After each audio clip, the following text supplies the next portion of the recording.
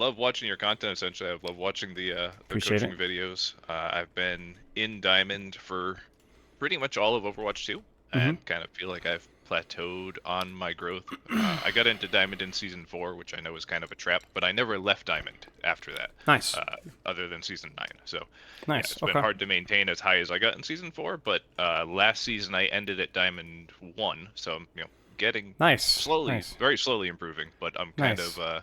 a little bit stuck on how to improve at Yeah. this point. Okay. Okay. Okay. Makes sense. Let's take a look here. I'd like to lock in my wrecking ball gameplay and identify areas where I can clean up things. I know I can tunnel a bit while fighting, and it'll fall out of sync while trying to make plays without respecting counters and so on. Obviously, if any of this has changed since you filled out the form, but seems like a little bit of just wrecking ball provides so much cognitive demands that sometimes some of the other stuff kind of like gets ignored a little bit.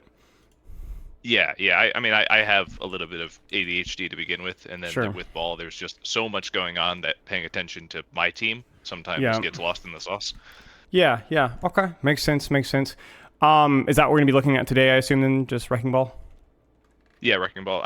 Because of it being the season of bans, I've started playing Winston a little bit when I have to, but that's only out of necessity. I don't Got it. really. Okay. I play the game because I enjoy ball, Yeah. essentially. Makes total sense to me. Makes total sense to me. All right.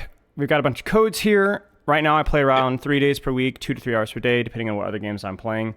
However, lately this is mostly on DPS as support, as I've mostly been playing with my wife, and on tank, the queue is wide right now. Has that changed? Is that still the case? Like what like as of like the last 2 weeks and your plan for the next 2 weeks, let's just keep the window small here. Where do you think you see you're going with practice? Yeah. So the last 2 weeks, I've definitely been playing a lot more. And actually, the last 2 seasons. So last season, season 15, I had 145 tank wins. So I played a good Yeah. amount of tank that season. This season, I'm up into like the 60-ish range for wins. So, this week, I'm not playing every day, probably a few days a week, but when I do, it's like 8 to 15 games a day. Okay. Okay. So when you do play a pretty good amount, do you feel that you're able to keep that intensity, the quality of practice up during the sessions, or do you kind of tend to flag out towards the end? It depends. When I notice I'm flagging out, I try to either play like DPS or quick play for a little bit. Sure. But yeah, I usually can keep the intensity up. So my playtime really depends on my work schedule. I work Of from course. home, and sometimes my day has a lot of time in between meetings where I can grab a quick game, and sometimes it doesn't. Okay. Okay. Sounds good. But you're able to keep the quality of what you're doing pretty high consistently. I think so. Yeah. Okay. I know after like 5 p.m. I start to decline pretty quickly. I'm definitely a morning person, so I try to do my Right. comp before then if I can. Yep, yep, yep, yep. Okay, okay, sounds good. Do you have any questions about training routine, warm up schedule? I mean, you said you've watched a lot of my stuff, so I'm sure you have a general idea of what I would recommend and what I find to be most useful. So, what do you think here? Uh, You think you're good? yeah. Any I questions? mean, I do think I probably at some point should stick to a more defined schedule. But as far as warm up, I mean, I usually just queue up. My first game of the day is usually early in the morning, so there's usually a decently long queue. And I just jump into a skirmish game and just practice and learn maps and practice rolling Okay, around is okay, most of okay. what I do for warm up. Okay, sounds good. Sounds like you have a plan then. Obviously, like recently, I'm sure there's a bit of extra motivation with the session coming up, so you don't want to set unrealistic goals. But I guess Sure. if questions do come up in the future, just let me know. Okay, Okay. let's. I'd love to hit masters. You've been awfully close. Where are you at right now, rank wise? Right now, I'm one game away from Diamond 2 again. I Okay. actually last time I played was Thursday, and I went 10-2. I climbed up from Diamond 5 to almost Diamond 2 that day. Okay, okay, okay. So it sounds like you're in the upper cusp of diamond, maybe a lucky streak away, or just a couple of adjustments away. Guess right now Yeah. is to be the best player can, improvement while playing casually when time and motivation. Okay, what is your playtime looking like with your wife? How does that usually go down? So we haven't been playing together too often lately. Um, Mm-hmm. Usually when we do, that's on DPS, but it's been we haven't played Overwatch together in a couple months, other than like a day or two here and there. Sure, sure. Okay, okay. Sounds good. Sounds good. I think it's just gonna be like finding the balance there, because I mean, it's social, it's fun, it's your freaking wife, so there's Sure. Yeah. priorities, right? But like kind of Yep. balancing your own goals with that is gonna be important. Things that you feel Yeah. like is holding you back, tracking, like mechanically tracking. Yes. Okay. How does that feel now since you filled out the form? Still a weakness? Um, I don't think it's so. You know, I'm 39 now. I've been playing shooters since I was an early teenager, and Yep. I know my tracking is not what it was in high school. Um, Yep. yeah. So it's. I think it's pretty okay, but it definitely is one of my weak spots if I compare myself to like other close to masters players. I think. Do you have any goals for improving that or any idea of how you would improve that? I haven't spent much time on it. I did a little bit of playing with an aim trainer where I had to just like track a ball around, and I was just really bad at it and got frustrated quickly. So I haven't Yep. really spent time with that. Yep. Okay. Any ideas of how you would improve that?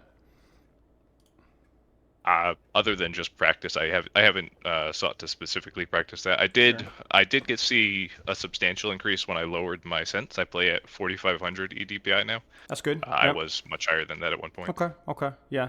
Something kind of to consider, I guess, because if you think about it, really the best way to practice mechanics is in game, right? And so I know a lot of people that would go into like Vaxxer and so on. I don't like that, especially for Wrecking Ball. What I would do is I would just every single time that you slam or every single time that you would normally shoot, your goal is to work on your aim in a rank game and nothing else. Not your positioning, not your timing, not the quality of your engages, not tracking your threats, just tracking perfectly every time. And do that for a certain percentage of your games. It sounds dumb, it sounds easy, but that's how you practice.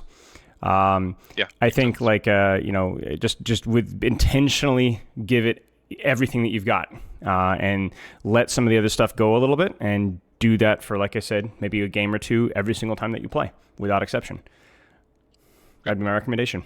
Now you can set up your fights between, like let's say you could work on your positioning between fights, but the second that you whip out the guns, like first step, first engage, you allow yourself to just kind of turn your brain off with everything else and just focus on your tracking for the rest of the engagement and aim to be perfect. Yeah, that makes sense. And I've noticed that when I do focus on tracking and like make it the forefront of an engagement, I do track a lot better when I'm paying attention to it than when I just try to do it reflexively. But to maintain that is hard. I want to get my reflexive tracking to that point. Right. If I can. And obviously, like the reflexive tracking follows the conscious tracking. So in other words, when you're focusing on tracking, you're not doing so that you get tracking better now necessarily, although that is a nice side effect, as you just said. It's because it does train your reflexive tracking. So the more games that you spend focusing on your tracking, the better your tracking is going to get when you're not thinking about it. I mean, that's just how learning works. So One UI question about that. So I have a pretty small crosshair, which I find makes it easier for me to see. It doesn't obstruct my view at all, but I do lose it sometimes. So I'm trying to find that balance of like, where's the crosshair? Yeah.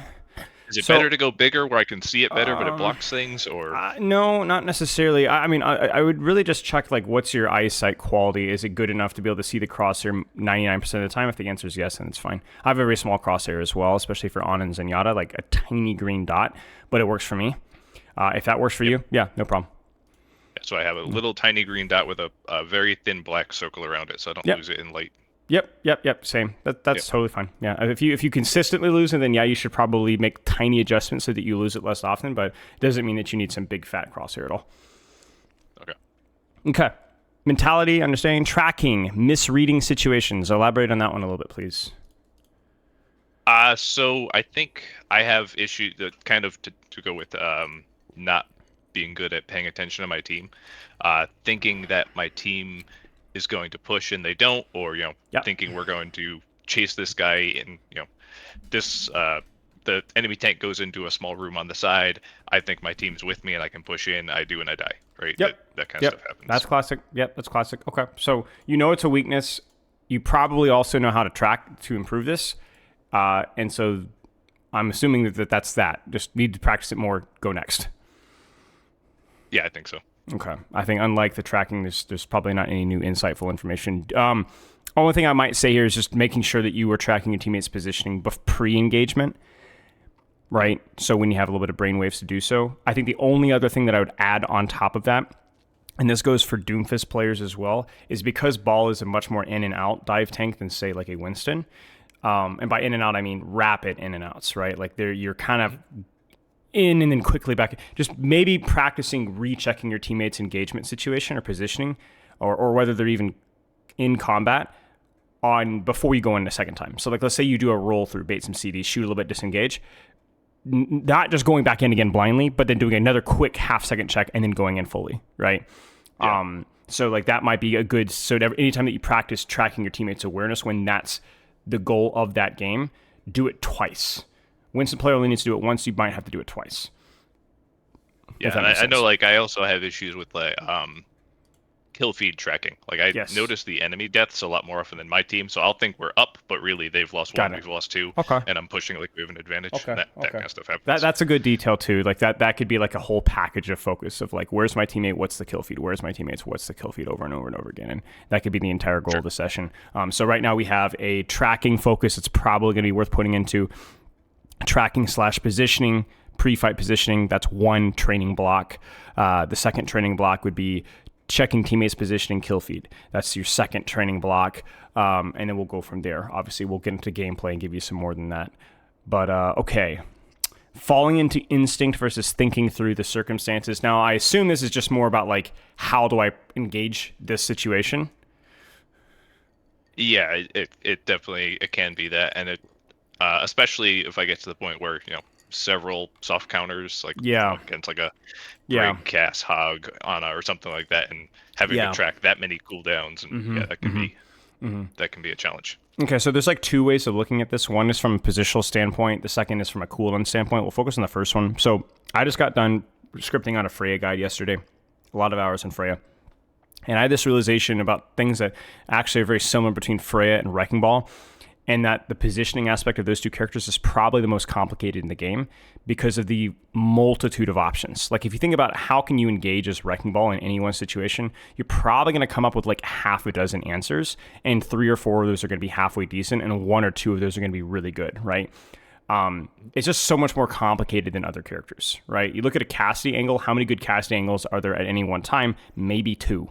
Right? Like it's just so much simpler, but we get a Wrecking Ball Freya, there's so many options that it can feel a bit overwhelming, and you can make the wrong choices. So that's the number one thing. It's like when you're looking at a situation, regardless of the enemy composition, what would be a good engage here? Should I open with my roll through? Should I roll shoot? Should I roll slam? Should I open with a dry slam? Should I retract? Like that's a whole nother ball game, right? Because I can go in with a slam in situations that don't have high ground and still have my grapple cooldown, right? And then the second one, as you mentioned there, is like the cooldown tracking. So looking at how many problems do I need to play around right now? I mean, this is a bit of a stretch here, but I'm looking at your form here talking about Sudoku, right? Like when I'm playing Sudoku, I'm really bad at Sudoku, right? I could barely beat like the medium stuff when I'm on the airplane, right? Sure. So for me is like I can only really focus on like the easily solvable ones, right? So I just focus on the variables that I fully understand about the game, and then I can't control everything else. And I think that's kind of like the mindset you have to have with Wrecking Ball and the counters as well. Like if they're on cast, sleep, Sombra, hack, whatever, you're really not going to be able to track and deal with all those cooldowns, and you really shouldn't try either. But what you can do is you can go in each situation and be like, what is the biggest threat with where I want to go right now? Like if I'm looking at cast on a backline, maybe I don't have the brain power space to be thinking about where's the Sombra right now. This is too much for me right now. But can I at least try to bait Sleep Dart? Not hinder, not hack, but can I at least focus on Sleep Dart, right? Can I at least play around Roadhog Hook? So I guess making a priority list and playing around that 1 or a second cooldown and just dealing with one problem at a time until it becomes a little bit more natural, if that makes sense. Sure. Yeah, that makes sense. Because the reality is that 1 cooldown is not going to kill you with Wrecking Ball, right? It's going to be 2, right? It's going to be 3. That's where the break point kind of becomes a problem. So, like, what is that cooldown in that situation? And yeah, okay. Unless Anna has that minor perk, sometimes that yeah. is enough. Yeah. It's painful. But even then, if she has the minor perk, it's really, that's not what's going to kill you. It's going to be the Cassidy Hinder, the Fan Hammer on top of that, or it's going to be the Discord on top of that, right? Like it's going to be multiple things. So, yeah. Okay. Let's take a look here. Unless you have any other questions. No. Yeah, we can. Okay. So we already have 2 training blocks, right? We have the pre-fight positioning setup, and then tracking, right? And then you have checking your teammates' positioning, and then kill feed awareness. These are things that need to be trained simultaneously. And then the third block that we're probably going to be looking at is when playing into counters, prioritize playing on 1 or 2 of those counters with your setup, and that's it. So before we've even got to the review, you have like 3 different games to practice depending on what you want to practice for that game, if that makes sense. Sure. And that could be very flexible, right? So like a tracking could be a good game to practice on a map that you're very comfortable with, right? Or a composition that's very easy. Like I can really focus on my mechanics because there's nothing super strategic here. The cooldown one, I mean, that's obvious. Like you might go in practicing your tracking and go, oh my gosh, they're on Roadhog on a Cassidy. This is now going to not be a tracking game. This is going to be a cooldown setup in game. And then, whenever. So that's the way I really enjoy playing Overwatch is around that, just going in with a purpose for each game. Okay, so we got a bit of a mass of replay codes here, which is really nice, and we can talk about which ones here because you were asking, which one do we go for? So here are my parameters. Number 1 has to be a close game, win or loss, it doesn't matter, just a close game that's going to kind of give you, you when you're struggling, right? When you're really focused, not overwhelmed or like that flow state that we want. Okay. Second thing, obviously recent. 1 week ago is pushing it a little bit, so probably avoid that one, but it's not too far ago. You could probably remember a decent amount. And the third one, and this is one that's probably going to be most important for Wrecking Ball, is ignorance. I don't know what I needed to do here. I felt lost. I felt confused. I wasn't sure in the matchup. I felt a little bit overwhelmed where I can teach you something. So those are kind of the 3 parameters: close, recent, and ignorant. Any of these kind of fit those parameters. And we can bounce around too.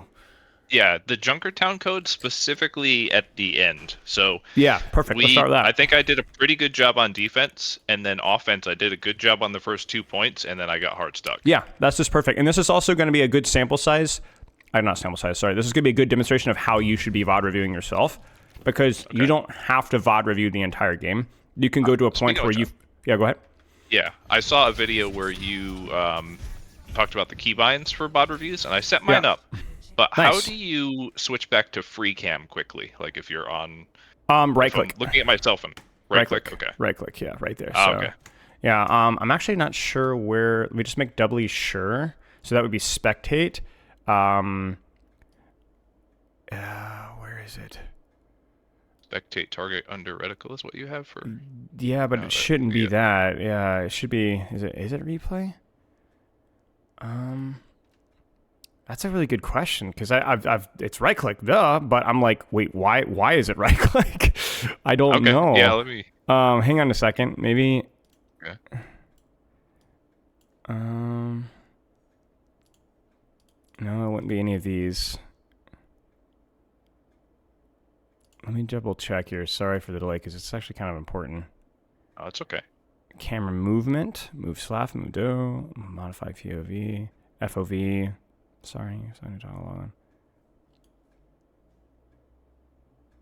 You don't see anything bound. Yeah, I don't know. Maybe it's a hard bind. Yeah, I'm honestly not too sure. Yeah. Okay, so you said third point is where struggles versus Cass Hog. Yeah, a little bit on this point, but yeah. Yeah, I may actually kind of want to look at this here because if you said it wasn't too bad, maybe we can look why. Sure. So just because not just highlighting, okay, this is where you sucked, but also like this is why it actually wasn't a problem because we can highlight some of the things that maybe you were accidentally doing well or maybe you weren't doing well and just weren't being punished. So, okay, any last ball questions? Any just strategy, gameplay, VOD review, et cetera questions? No, I don't think anything specifically, just generally about ball at this moment. Okay.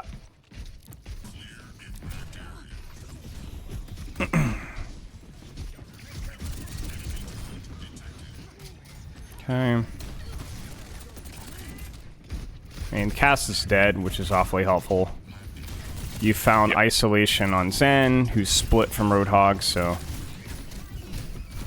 there's not really a whole lot to say. Basically, you've had some help, and crucially that they have been split, and you've been able to punish those splits. Not just because they were split, but also because they couldn't see each other, right? So it was like they couldn't... I mean, Zen was really just totally by himself, so... I don't like this. This wouldn't be terrible in terms of, like, I know why you're doing this. It's like, I'm going to clear this Roadhog out, help take my team take space. But the only time that you should really be isolating Tank off like this is when Tank is truly by himself, right? We just talked about it with the Zenyatta, right? Like, Zenyatta was truly by himself. What does I mean by that? I mean that there was nobody to shoot you while you went for Zen. That's not the case here. right? Like there is full follow-up on this Roadhog, and he's just playing bait here. So the problem with this is that this is a horrible use of your resources. Who's going to lose this tank trade here? Even if you don't shoot him or he doesn't shoot you, it's going to be you. All right? Because you are being shot not by Hog, but by everything behind Hog. So yes, you clear Hog, but you also get cleared yourself, and you're losing way more HP than he's lost for that situation. So for this is only something that you would do, I mean, really regardless of tank, to be frank with you. Only something you do when that tank is truly overextended, as in there is no follow-up anywhere to him, if that makes sense. Okay. I think my thought here was pretty much what you said. I just needed to get Hog out of the choke so that my team could get through. And I tried to use the boxes for cover as much as I could, but it probably wasn't a good trade. Yeah, the thing is, it's like you're not. This is not a poor engage from like how it's executed. It's just a terrible strategy decision, right? You're clearly going in with knowing the risk, but it's just, and you're like, oh yeah, I'm going to use the box and slam and hide behind cover and try to bait Discord and disengage, you know. But it's still stupid, right? It's like, well done, but this was dumb. I also see that, is this the tank boot perk? Yes. Okay. Don't know if I agree with it in this situation. I know that the health pack perk is not always necessary, but it is generally going to be more useful in situations like this, unless there's a tank that you're specifically looking to boop. Just general advice. Now, maybe you have a lot. Maybe you have. Probably. Go ahead. I take it like 80% of the time, just because I feel like when it pays off harder than pack rat does usually. True. But true. Yeah. But see, what pack right does is all the things that you don't see. Let me give you an example. It's like being able to sleep 15, 20 minutes more every single day. You know what I'm saying? Without a cost to your time, right? You're not going to notice it, but it's going to, little things add up, and it's mostly going to be adding up to your uptime. It's not about saving your life. It's about your uptime. So just kind of keep that in mind. Again, your mileage may vary, but it's not going to be as visibly useful, but yeah. Okay, so if this is bad, then it begs the question, what's good here? Well, so from where I am, I don't have I can see the Kiriko, and I can hear, I can pretty well assume they're going to be on that high ground back there. I think I would go right here into the tunnels and try to get behind them through those tunnels if I were to replay this. Sure. Frankly, I don't think you even need to do that. I think you can skip steps. Okay. You can skip steps because if we're talking about, like, what would be the play? Like, what's the end goal here? Sure. With it, right? And I think it's just drop mines, right? Just freaking drop mines and cause havoc. What's the most direct way to do that? Grapple here, swing up and over, drop mines, and then decide if you want to slam or not, depending on what you see. I don't see Cassidy here, and to be frank, whenever you're dropping mines, you generally can do whatever you want. So I'd probably mine slam and just enjoy the trance and the overload and the Suzu and everything that you're going to be getting, which is going to isolate this Roadhog and allow your team to walk out of the choke. Now, the trickier question would be like, what if you didn't have mines? Well, I don't know. Would you go for a grapple slam? Would you go for just a grapple roll through shoot, bait Discord, go back in for a slam? Maybe that's where things get a little bit trickier. But yeah, okay. But like when you're playing Wrecking Ball, I guess what I'm asking you to do is to not look for an engage. I'm asking you to look for the optimal engage, and then find a consistent pattern when you're looking for engages where you could be squeezing more value or playing your life more, right? Like you can't just do, I roll through and do things. No, there has to be something more than that, right? And you have to find out what's that pattern that I'm missing. Like, this is a good engage. You got your grapple, you got your slam, you got your mines, and you place your mines accurately. The only problem would be maybe this is not as deep of a mines as you would have liked given their positioning, right? Yeah, and they had backed up quite a bit since the last time. Right, but see, that's the question then. Okay, so then why did this happen? And it's because you didn't know where they were. You assumed, but you didn't know. So when you blind grapple, you go, oh no, this sucks. And so then you don't even get trance out. You don't even get Suzu out. And then a little bit of unlucky mine spread, but you don't get a mine here, which really would have forced that transcendence. So the quality of the engage wasn't as good as it could have been. Why? Scouting. Does that kind of make sense? Yeah, that makes sense. And you need that third person scouting, and you could do it for free. There's trance. Now let's ask this again. Is this the best? I know it's mid-fight, so it's way more chaotic and way more hectic, but what should be the play here? What could be the plan here? Let's see. Probably at this point, with them being in trance, want to just maybe retract up and wait for Zen to be almost done with I agree. Certainly a retract slam, right? Because there's no point for there's no value in the grapple damage here. All you'd be thinking is like, let's do something in about 1 or 2 seconds. Maybe Hog hooks me. Okay, that's fine, but I retracted, so I saved my grapple, right? There's no point doing a roll through here. I don't know if this is just kind of like probably just more mid-fight panic because, you know, you're playing freaking Wrecking Ball and he's hard. But, yeah. And this is crazy. Okay.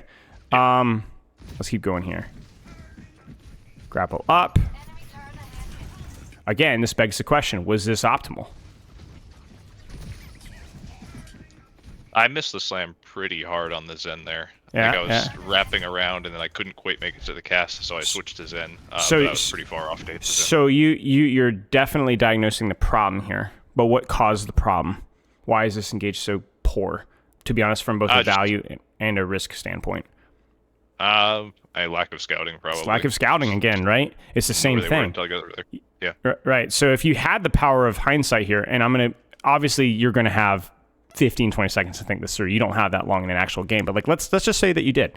Okay, you're gonna roll here and you're gonna look and you're gonna see Zen and you're gonna hear a lot of crap here. You're gonna know where people are. It's gonna be no question. So then, okay, where do you go? What do you do? Let's see. I think I'd still want to isolate that Zen on the. I think so too, right? Yeah, I think so too. Probably a more direct slam and use the SUV there as cover from the cast. Sure. So you would kind of do. Would you still grapple, or would you go off of payload?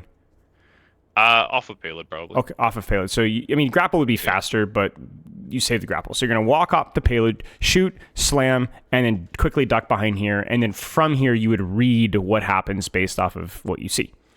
That also gives you a chance to drop Discord as well. Yeah, I agree. Even if you misjudged this and decided, I'm going to use my grapple and slam the Zenyatta instead, okay, that's fine. That's still better than what you did, right? Still better information. Sure. So, yeah, we're just rushing things. We're rushing things when you have third-person POV, right? You don't need to rush things when you can look through walls. Thoughts? Much better with the peeking and knowing where Zen was before I came out. What should you do right now?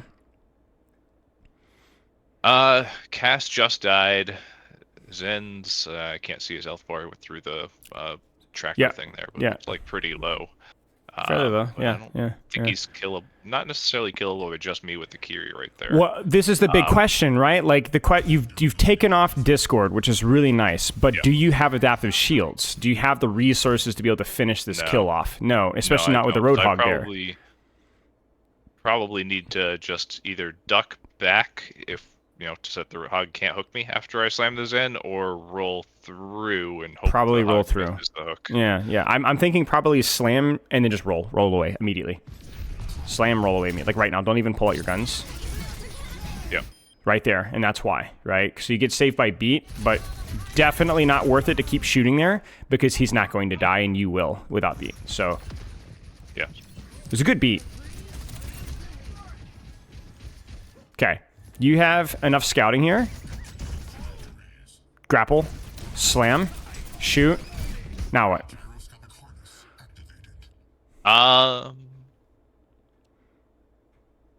Looks like my Lucio's on the Torb, and the Torb's half. I didn't see if he used his E, but I would assume he did when he got slammed. He did. Yeah, so I probably should have stayed on the Torb, I guess. I think it was okay because your Hog's looking at you. Yeah, because Hog's looking at you. Like the thing with Ball is that you have to weaponize your ADHD. You got to be in and then out and then right back in again, right? Like you got to abuse their lack of object permanence because if they overfocus you as you're disengaging, your team's going to kill them, right? As we've already seen. But if you overstay your welcome, you're going to die for it, right? Yeah. So just keep an eye on that.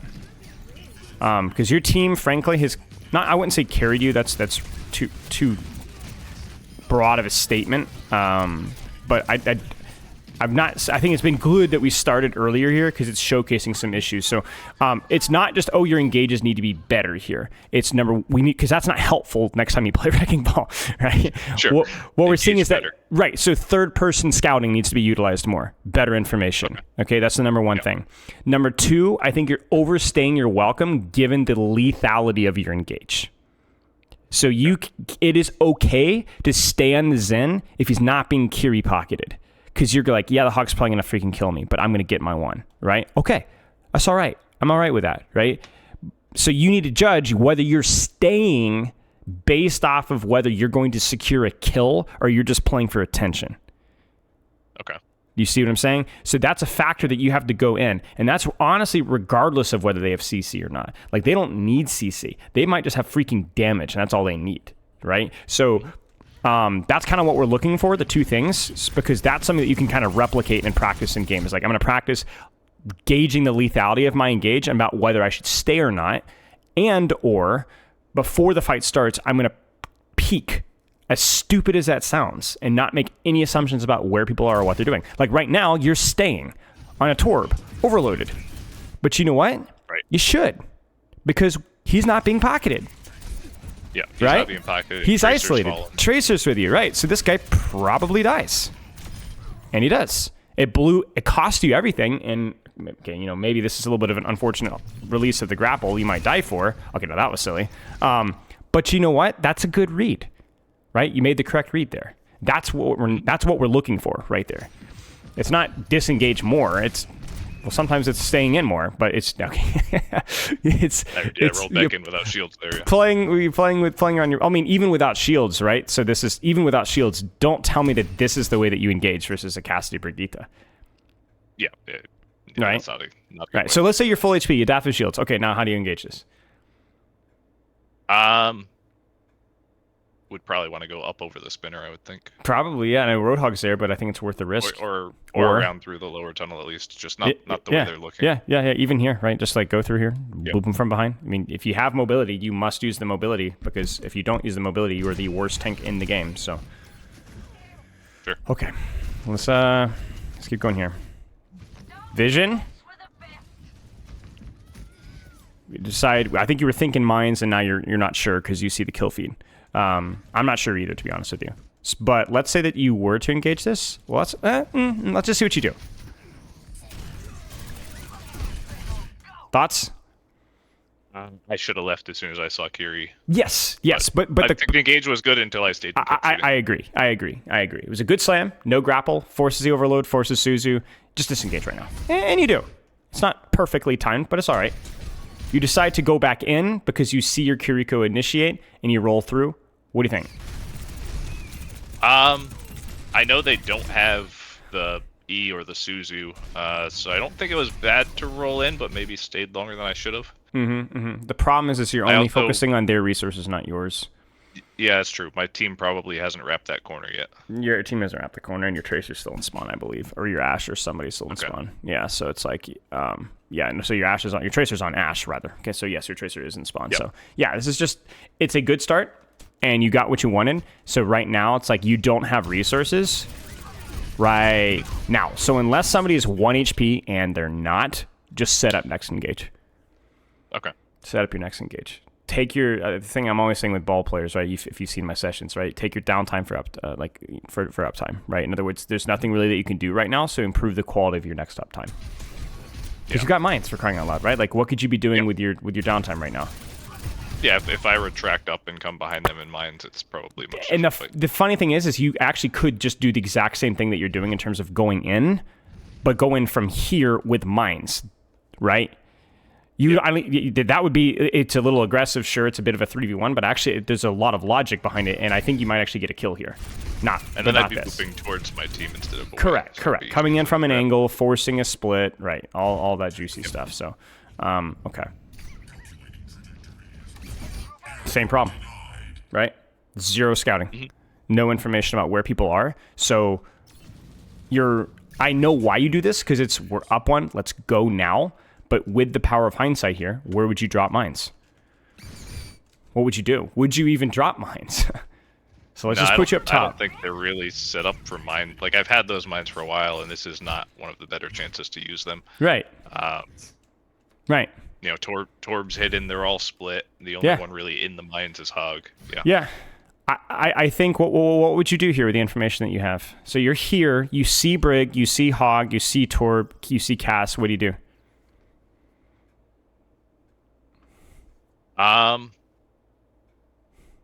You ready for a really easy solution? Boop Brig in was my initial thought, but that's Sure, dangerous, I think. sure. Just drop the mines in the Brig's head.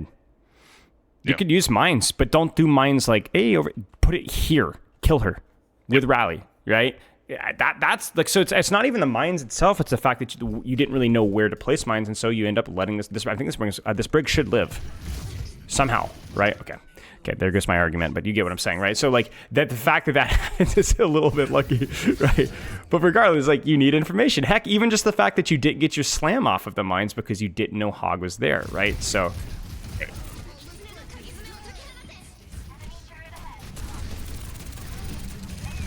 Yeah, it's just a bad read of your resources, and unfortunately, how fast beat doesn't do much for you, right? So, just kind of like, for example, like what would you do here? You have some resources to play with. What do you do? So yeah, I've got my shields are gone for 5 more seconds. I do have slam. Don't have hook anymore. I mean, I'm sitting here shooting turret right in front of Cass. You just have to run. You just have to run, right? This Hog may or may not die if you can just force resources this way, but you just can't die, right? And the problem is that, like, I don't agree with your Kiriko's decision here, but she's trying to help you, and so she's going to die for it as well. Yeah. If she's here, this Hog's dead. Like, this Hog's dead, and you win this game. So I'm not blaming you for your Kiriko's error, but it is another one of those, like, it's kind of like a butterfly effect, right? You make a mistake, and another person makes a mistake, and another person makes a mistake, and then now we're screwed. Sure. Yeah, I baited her into trying to save me. I'm going to sound like a broken record here, but you didn't have any scout. I didn't scout the Hog. Yeah. You didn't scout the Hog. So you've already done your adaptive shields. Yep. I mean, I don't hate the idea of what you tried to do there. It's all right. Just would have liked some more HP for it. So let's practice the skill. You are rolling on here, and you see Hog. What do you do? Are we talking about I'm already in the air, or No, you're right here. You're right here on the floor. Okay. If Hog's up there, I probably still want to try to get him down from the high ground, I feel like. Yep, that's fine. It's going to be really hard for my team to cross that. Sure. But I could go up on the spinner where he can't see me and then try to boop him from behind instead of straight into his face. Sure. Can I, even if you wanted to go for the same thing, you could grapple, like retract from like the side that he's not on and then try it. You know, at least bring some mind games into it, right? Just preserve some of your HP, because if you could do this without losing your adaptive shields, then you're going to be able to actually stage and engage from here, right? Like you could go through here and look for a slam, and then just, you know, obviously you're going to get murked, but you can adaptive shields, go back out, and then that's all of their CDs, right? So there's options here, and crucially, like you give your team that high ground without being MIA for the next 25 hours, right? Sure. And this is frankly just not very well thought out, right? You're going to get a lot of attention here. But this isn't this can't be the play. There's no nuance or subtlety with this whatsoever, and you've also not forced any CDs here either. So I think you're going to get cooked. I hope I'm wrong, but I think you're going to get cooked. Yeah, I'm pretty sure I do.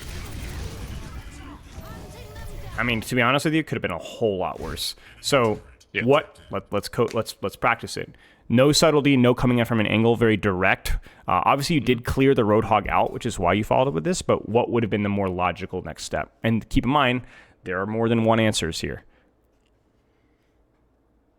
Yeah, I wanted to probably either get behind them or to the side instead of rolling straight into the enemy team. So what'd you do? With where I am now, I think I probably take the stairs that are on my right and and get up there that way. You could go here and then I or could here. get a slam where they, from probably that platform and get a slam where they're not looking at me. Okay, give me another option. I could roll out left here and go through Mega or up over the spinner. Yeah, just grapple, go and then go from this angle here. Yep, you got it. You got it. I mean, heck, even just hitting something directly with slam there would have been useful, given the fact that you're going to hard commit anyway. Yeah. Yeah, I was looking at a bunch of them with slam, but they kind of split on me. Is this earned? No. No, I right. shouldn't be fighting No, here. I have no resources to help me. He's got his break packing imp. Yeah. Yeah, and he's also just full HP. To be honest with you, this is not a 1v1 that you win even with without overload or without adaptive shields. He is going to hold right click in your general vicinity and will win that 1v1 every time. So you need to hit a slam or a grapple for this to even be a reasonable 1v1 that could even potentially maybe win. So you would just go out, you'd go up to stop, and you do it again. Rinse and repeat. Okay. Yep. There's just too much forcing of the engages. That's the type of engage that I would expect to see when you're practicing your tracking, as we talked about earlier, where you're just kind of brainlessly just going in and trying to work on your tracking. Okay. So I guess my point being is that, like, you know, we're putting a lot of emphasis on your strategy of approach and your pre-fight scouting and setting up on angles. But if you were to practice tracking, which is important too, then you don't need to do that. You can just play. It's fine. Okay, let's see. Now, you've had a lot of time here, and you've had some scouting. So, immediately, the quality of your engage has gone up. You dodged hook, you got the boop that you want, and while this is pretty all in, you're going to hit a slam from a bit of an angle here. Don't like going for hog there, just because, you know, if you're going to risk it, You know, like, get something out of it, right? Hit the slam on the squishies, right? So, I see... Yeah, I think I was with the roof over their head. I was afraid I wasn't gonna. Okay, then that's fair. If that's the case, then don't slam at all. Yeah. It's not worth it. Yeah, I should have just. I could have just landed on that platform and then slammed off the other side. Yep. I guess it's very hard to make that call in the moment here. But what I'm doing is I'm noticing a tendency that you can tend to throw some of your attention and resources into tank. That is just a resource void. He will suck everything. You know, like, he will just absorb everything. So it's just not worth your time, right? Kill stuff elsewhere. And whether it's, you know, what you're doing with your slam or what you're doing with your mines or what you're doing with your grapple or boop or gun, just don't bother. Okay. Certainly not when there's a, you know, plethora of resources still on the table here, whether it's Suzu or Fan Hammer or Hender. Now, there's some subtlety here, at least. So, obviously, as this fight has gotten more chaotic, you see hook, you come in from the side, you grapple. You don't quite get the grapple that you want, but it's all right. She's low, you go for the slam. Don't quite get the slam that you want on her, but it's still okay. And then now you have mine. So, you actually don't shoot there. You immediately realize it and retract back in. That's good. Grapple up, drop mines. Don't quite get the slam that you want, but it still should be fine. Go for the Torb, it's fine. Man, this is painful because I'm going to be honest with you, this is easily your best fight. Easily your best fight. In terms of your setup, starting with when you, like, we're setting up for hog here, and then following through with your ins and outs, target priority, dropping of mines, cooldown usage. It's your best fight. It's a shame, you know? Yeah. The reason you lost is because you guys had Kitsune mines and they had Rally, Whole Hog, Kitsune, and you guys didn't quite have Freya, didn't quite have B, didn't quite have Bob, and so you lose. But this is good. We just needed this 2 minutes ago, if that makes sense. Okay. Okay. I think, let's keep going here. I think I just kind of got stuck and just kept throwing my face at it, and, you know, yeah. it didn't work. Yeah. I got to slow it down and think about it. Yeah, I think the reason why that happens in completely unrelated hero, but similar situations, is I noticed myself doing this with Freya as well, where it's like you're just feeling yourself, and you're 3.5, 4 minutes to get a tick, and you're like, yeah, we got this, right? And and all of a sudden you're like, oh no, 2 minutes have gone by and you've not made progress, and you're like, okay, I actually have to lock in, and it's too late.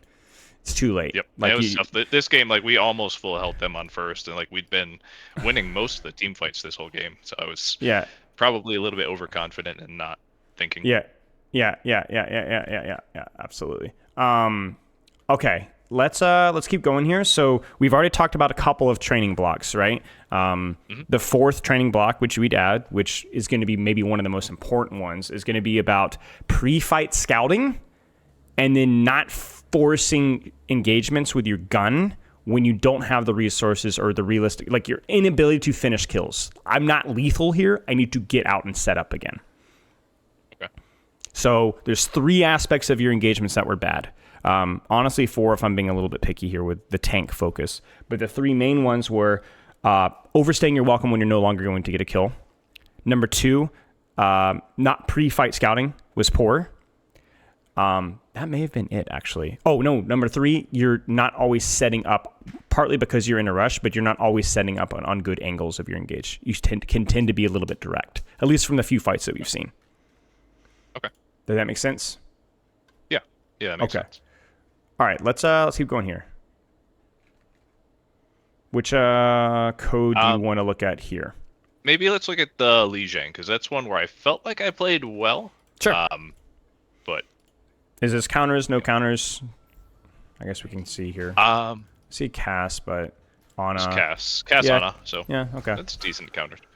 Yeah, Li Jiang is a weird ball map. It's like either really bad or really good depending on the situation. Like this feels amazing. Like Garden's great, but then you get a control center and just like ugh. But then you get mines and you're like, oh my gosh, I have like one of the best ultimates in the game. Yeah. Yes, I like control center a lot. Yeah. I mean, if you got a strategy for it, then you can go for it. So this setup's okay. You know, I don't hate it. Like it's a little bit direct, but you did wait for the tank to go through. I think you definitely have, you know, you have a rollout here. It kind of looks like, right? Like this is probably something that you do quite often. I would practice looking for more engagements here. I don't play enough Wrecking Ball to tell you what that might look like. That might be flanking with your Tracer and doing the exact same thing, but knocking them this way. Just subtlety, right? Just slightly less likely to get slept. And maybe you can get a good grapple and then a 180 slam on the, you know, because this is like a good lethal engage. Good slam. You have adaptive shields. You're probably, even if you get fan and slept, probably going to live this or at least get value out of it. I just don't know if the angle of approach here is optimal, if that makes sense. Sure. Yeah, that makes sense. This one, like, so they had backed up after I scouted it. Yeah. I kind of gamble on if they're going to keep walking forward or not. Yeah, half the time they do, half the time they don't. Yeah. So you did scout though, right? So like that's fine. Yeah. Like you checked that box here. And to be fair to you as well, you played your lethality game well here. You know that this is it, right? You're not killing anybody. So you don't even pop your head box out. You dodge sleep. You take a nice little adaptive shields. You roll out, get another hit, and then isolate the tank. Now, I don't love this because you're not safe. I know you think you're safe, but you're not. You're going to be shot in the back, and you need to be thinking about your next engage here, which means that as you roll out here, where should your next step be from this position? It's two choices, really. I think I'd want to go on to point and wait for my grapple to come back, and then maybe try to boop the Rhine in. Yep, sure. This is unironically where you could actually shoot the shield, right? Like you could actually, because you are truly safe from this angle, but you could also roll through here, grab Mega, and do the exact same thing, and then kind of look for an engage this way. But yeah, my point being is that you have this tendency to recognize Ball's shortcomings, and then compromise what makes you strong by trying to help your team with the tank. Stop doing that. If you're going to help your team with the tank, make sure that you are completely and utterly unshootable. And only do that when you don't have any resources. Like right now, you don't have any resources. So the idea of what you're doing is fine, but where you're doing it is horrific. You will lose HP for this. Don't do this, if that makes sense. Get all the way to the left, to the right. Block a little bit, but they're going to still, someone's going to get me. The other thing about this as well is this is not where you want to set up your next engage either. So if you're going to focus Rhine from here, this works because this is the lane of which I want to attack. If you're going to set up your next engage, this is the lane from point that I'm going to want to attack. So either point or the other side is good for focusing tank because it's safer, but also it's you're already halfway to your next engage. Whereas here, you notice that it's going to be very direct and very awkward. You notice that, right? Just felt uncomfortable to engage there because you weren't set up. So again, downtime for uptime. Take that downtime to set up the quality of your next engage. Because you just look like you're drunk driving here, essentially. And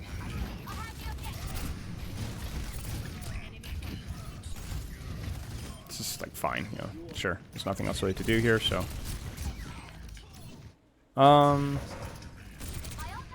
Nothing really to do here. Again, I just don't feel like this is the best. Okay. Disregard. That's actually crazy. That's actually crazy. I didn't know that I could go that far. I didn't know that I could go that far in a tank. Yeah, he must have backed up. Or it doesn't usually go that far. He must have inputted. He must have like tried to back away from me. Let's see. Yeah, I don't know. He must have, because that felt that felt egregious. But hey, Yeah. It we'll worked. take what we can get. Yeah. Yeah. Okay. Don't see a whole lot here. Same thing with this setup here. I think we're putting a little bit of thought into it here. I'm just breaking railings. Yeah. I want to make sure I have a clear boop. Yeah, see, this is just... I know there's better engages than this, right? Like, you know where they're coming from, right? Like, they can't be sitting on point here. It has to be... Well, you could... Give me two. Give me two. So from here... I don't know if I saw the rest of the team. I knew Ryan and Genji were coming that way. Right, but that's my point exactly, right? Like, Yeah. you haven't seen the rest of the team. That has to be number one priority here. So then, okay, then what would you do from this position?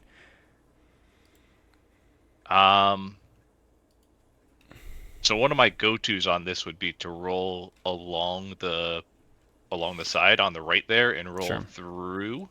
Yeah. And just try to tail catch, them. because you can get people. Yeah. Yeah. Tail them. Yeah, I can go down that way. Exactly. What else? If I stage it right, I could try to boop Ryan off again if he. Sure. Depending on exactly where he passed. I'm convinced there has to be a retract drop point from one of these rooftops as well. Like something that you could spam. At the very least, going for like a roll and dropping mines here. You could go for a setup and slam from behind here. I'm honestly not 100% certain. Heck, you could even grapple and retract above point and let Ryan come in and zone him off that way. Like, even if that's not optimal here, there has to be more than this. You know, obviously getting pinned was not your intention. But it's more along the lines of like you were playing with fire and then you got burned, right? You just weren't doing anything productive or useful anyway. So and that's that grapple looked like I flubbed it. I just kind of retract through myself. Yeah. It's, like at this point, to be honest with you, I just don't care anymore. Like this is just a giant mess, regardless. So, yeah. I mean, to be honest with you, sure, you're only down one, so. This point is also really nasty to flop, and you've got resources. We're down one, so. but they just lost Ryan, so we're. Yep, true, and you could stall point for forever, so without Ryan there, so. Okay.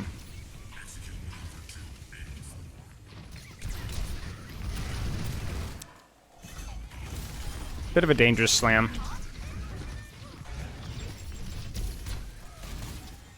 Again here, leave him be. There are bigger fish to fry. One of which, crucially, is this lady. Wait, no. Who? Wait. I thought she got slept off the map. No, she just blinked off the map. Okay, well, this guy, certainly. Okay. Yeah, sure. Yeah. Bigger fish to fry, you know? You know, you're like, what's that Simpsons meme? I'm helping, you know? It's like, no, you're not. you're not helping. Sure. All right. Let's keep going here. Sure, this is good. That's annoying. Yeah, so it's just they were camping bridge. I was just trying to get. Yeah. No, I like the camping bridge. I don't like this right here quite as much. That feels a little bit spooky. Okay. So,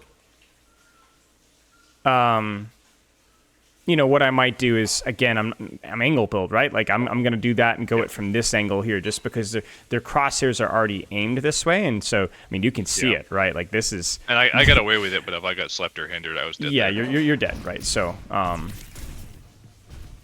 I do want to clarify, I do like touching point. Like, again, angle pressures the ball thing, right? So, it's good.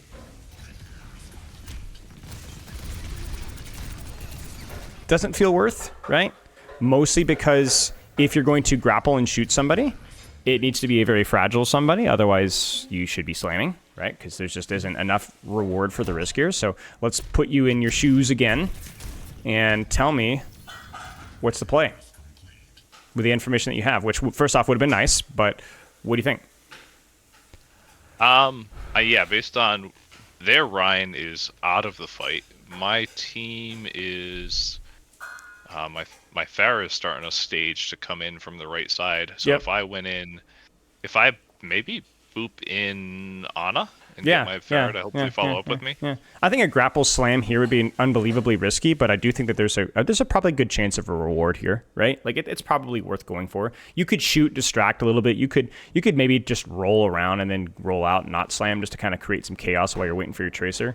But if you were going to go for something this risky, at least have the hubris to do it here, right? Where there's an actual reward for the risk, if that's kind of what my point is. Because you're going to get shot no matter what you do here. Yeah, and the cast rolled my slam too, so he didn't even take very much damage from the slam, or the, not the slam. The grapple, yeah. Grapple, yeah. Yeah, I guess that's kind of my point. There wasn't a slam opportunity there, so what's the point? Yeah. I think when I went for him, it was because he'd been walking towards coast, but he backed up as I was coming. Yeah. This is like just poor timing, frankly. Not because your team isn't fighting. Of course, your team's fighting right now. It's like looking at your resources. Right. I'm also not going to say I told you so, but I told you so about the health pack thing. Like obviously maybe like you could have left the fight with the Cassie with a bit more of HP. Whatever. The point being is that this is a really risky engagement. But it's honestly probably pretty good, right? Like you've got grapple, you hit the slam. It's pretty well timed. If you'd waited 2 seconds and done this, you would have had adaptive shields, and then we would be fine. That's the key thing. Okay. And also, Into Ryan is one of the few times I pretty much always take the grapple perk. Sure. Because I feel like if he's out of armor and I roll through him, he takes so much damage. Sure. But how many times do you roll through him? Like look at where this Ryan is, and look at where you've been going for him. Right? So like that's kind of thing. The thing is, it's not that the grapple damage is bad. Of course it's not bad. It's just you're not always going to be here because you don't want to be here. You want to be here or here or here and so on, right? So it's like it's not that the grapple damage is bad. So I want to clarify, I like this if you had adaptive shields and or even if you just had 775 HP, right? Like that's the margin of error here. Because you got crazy damage, crazy resources. You're forcing ping, you're forcing hinder, you're forcing GA, you're forcing nade, you're forcing sleep, you're forcing everything, right? Now your Tracer dies, so she's an idiot. But to be honest with you, this was like really, really good reward-wise. Yeah. Sure. Felt like she was legitimately killable there, and turns out she was. Actually, once in my life, happy to see you shooting Ryan. Good minds, good slam. Yep.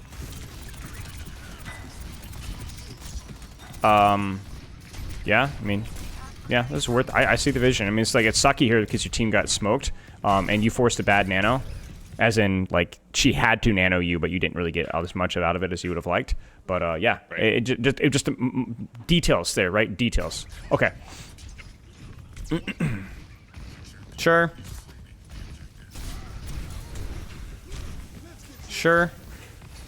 Don't like this setup here.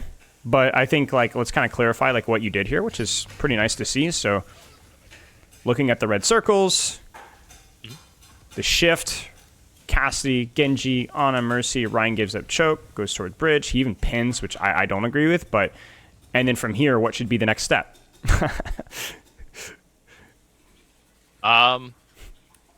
You need your angle, right? You need your staging. Yeah. Just do it again. Yeah, I think I want to do it again. Just jump do it back again. across Just do it again, right? Do it again. You've got downtime. You didn't even have to burn your adaptive shields. Don't sit here and screw with it, Ryan. Just do it again. You're much less likely to get naded or slapped, and much more likely to have a smoother engagement from this side. It's Ryan focus again. It's adaptive shields because you probably have to, and then there's no subtlety, there's no staging, and so, good try. I actually like that. That was a really good try. That's probably pretty good play there if you can get it.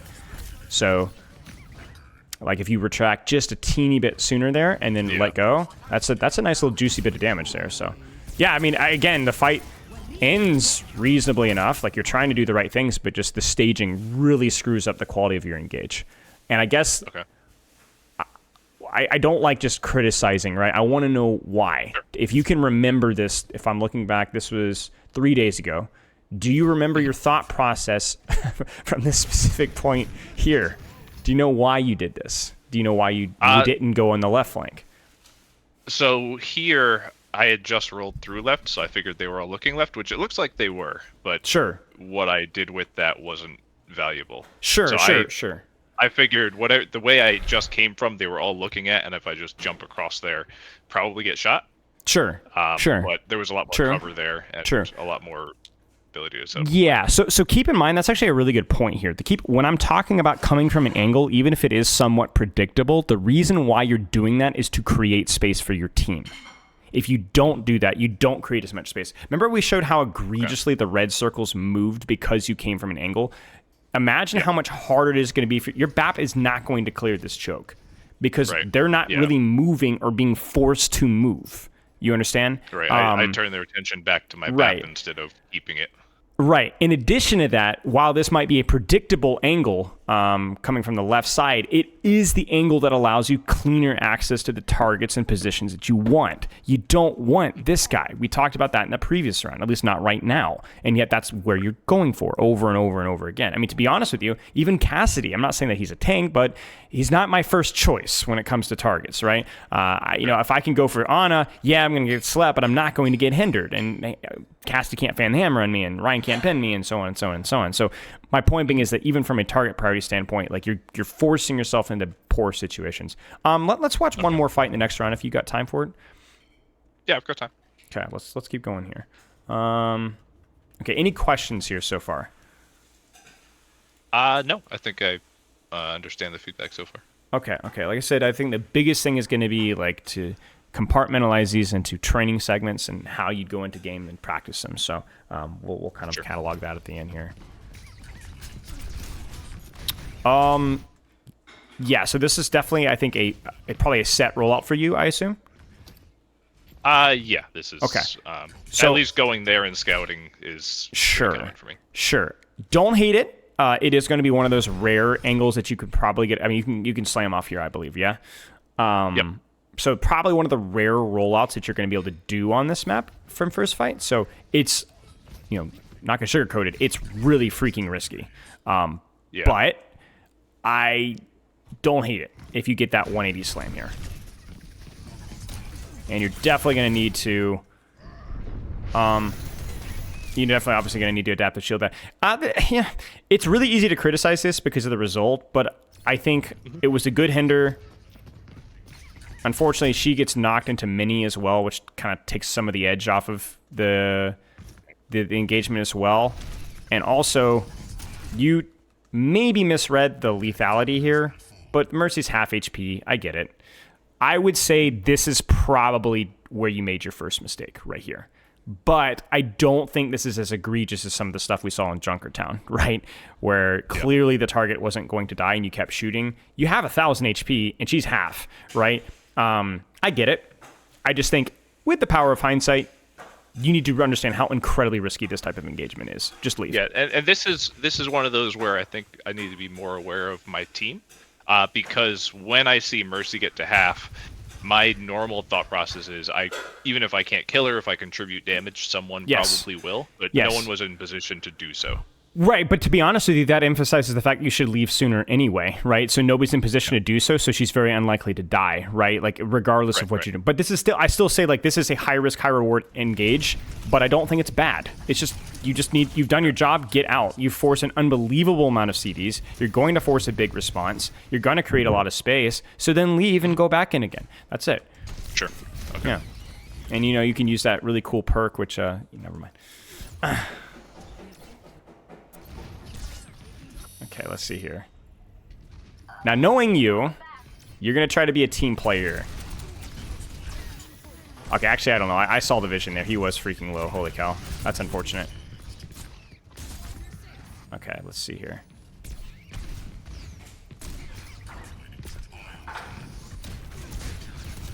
Sure. Yeah, this is you trying to be a team player. Don't do it. Don't do it. You've already into him was probably fine, but I should have kept going. I disagree. I disagree because it's not about the opportunity cost of rolling in. It's the opportunity cost of not setting up. Okay. Right. So now, what are you not doing that you should be doing right now? So I mean, I should be setting up. Right. And what does that involve his shield right now? Is low. Right, but his shield is low because up. you just took Cassidy, Mercy, and I believe Ana with you. Yes. Yep. Right? This is fine. It's risky. It's not perfectly well done, frankly, but it was good. It was the right strategy. You came in from a good angle, and you got out fine. So now what do you need to do? I need to get out again. You need to get out again. You need to grab a freaking health back, go back, and do it again right now. Because by the time you get there, you'll be like 4 or 5 seconds on adaptive shields, have good vision, and Ryan's shield will be broken. This is where you're thinking, oh, this is free value because I might as well do it while I'm waiting for my adaptive shields anyway, but you're continually taking damage, you're still not full HP, you're asking support pocket, and you're not staging for what you actually want to do in about 7 or 8 seconds anyway. Now, if I had booped him, but instead of rolling through, rolled to the right straight up the stairs, just like boop like him here? on my way, no, or to the right, that way. yeah. So if I booped him in and then went up those stairs, maybe that's... Yeah, go experiment with that. Yeah, go experiment. Go find out. Go tell me when that's appropriate and when that's not appropriate. Yeah. Because it's still not free damage. He has to hold his shield up, right. So it's not free, but I'm putting him in a worse position. Well, it kind of put him in cover. So it's not necessarily... Well, yeah, but that's the power of hindsight. We're looking for a principle here, not something that is, sure. So my point being is, like, go find out. I don't know. Because you're right. Maybe there is a rule. Maybe you can get both the roll through and the staging out of it at the same time without taking any damage. I don't know. Go try it out. Yeah. But just not this. Yeah. Because that's a nade, right? Shields, yeah. That's a nade, right? Now I know what's going to happen. You're going to feel I need to go in now because you do need to go in now, but you didn't take the time to set up. So we're going to lose all subtlety in our engage quality. And just basically just pray that we don't get slept, pray don't get hindered, pray that we don't get fanned. And to be honest with you, if this Rhine is even slightly better, you're screwed. Because all the Rhine has to do is turn a corner, right? And all of your pressure is kind of moot. Sure, this is nice. Nice. Nice. Yeah, good stuff. Well done. I saw the vision there. Probably didn't have the resources to spend to win just yet. Nice little roll out there. That was well done. Stop shooting Rhine. You can roll Rhine now. There it is. Nicely done. I also think that you're just a victim of that dink noise. I think you just want that dink noise. Yeah, it's satisfying. Yeah, I mean, the back half of this was good. You had some nice setups, good pressure on the Ana. I think you read the lethality really well. She's low. I'm going to finish this kill even if I get pinned. And you did. It was good. Mm-hmm. The utilizing the pillar in the middle was also really well done. You should feel good about that. Yeah, okay. Let's take some notes here. So, from your training blocks, goals, focuses, strategies, things you need to practice, we have a couple of things that we talked about in the start that are probably largely something that you can practice, including that tracking, right? That's crucial. Mm-hmm. But from the review itself, the couple of fights that we looked at, what were some things that stood out to you specifically that need to be practiced or could be practiced depending on the situation? I mean, definitely scouting is going to be a big thing. Pre-fight scouting. And then staging, and the scouting will kind of inform the staging, right? Of course. Yes. And it'll also inform like what who I should engage on. I think Sure. I do focus tank, and especially with the perk that doubles the damage when you roll through tank, you get that nice yellow hit marker, right? Yes. It's tempting. Yes. So I mean, taking pack rat may help me not fight. Just experiment tank as much. Yeah, experiment. Yeah. I don't want to tell you like this is a bad strategy because there's been a lot of moments where you've gotten some really nice value out of it. I mean, the last fight that we looked at, right? You you don't kill the Rhine there probably without that perk. So just experiment, right? Experiment. Yeah, into Rhine, it's good. His major where he now can just be a giant brig and boot me is really annoying against a good Rhine. But... Yep. Okay. Staging, opportunity cost, reading whether you should stay or reset up your next engage of that. How much HP am I losing for doing quote unquote nothing on tank? Because it's never ever free, right? Those are some things that I would be taking a look at here. Okay. Any questions? No, I don't. Okay. I don't think so. Biggest thing, like I said, is finding actionable advice in the middle of a game with ball, because I would not say I need to work on my engages with ball. Like I tried very hard to not do that, because it's just so incredibly hard to slow that kind of a process down. So instead, look for those big principles. Pre-fight scouting, try to come in from an angle. Should I stay or should I leave, right? Those are like the things that are largely applicable no matter what map you're playing, what you're playing into. Just things to practice.